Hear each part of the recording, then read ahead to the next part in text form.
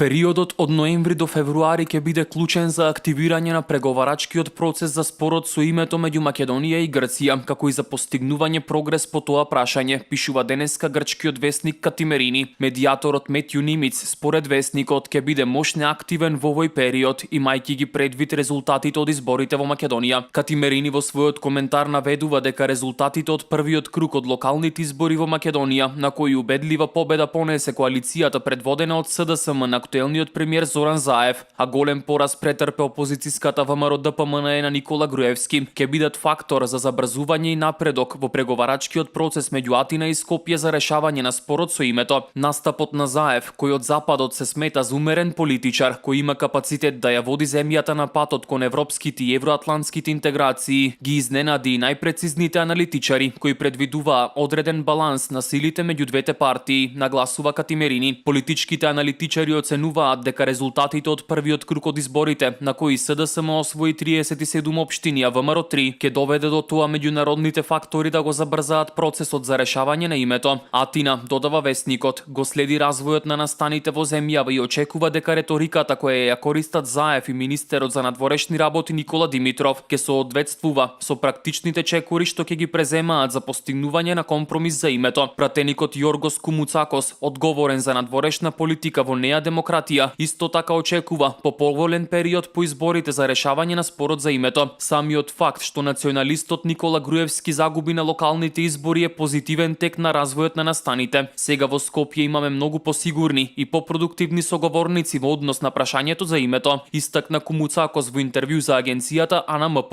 Тој вели дека Грција ќе стори се што е потребно за да се реши спорот, со кој ќе се отвори евроатлантската перспектива за Скопје.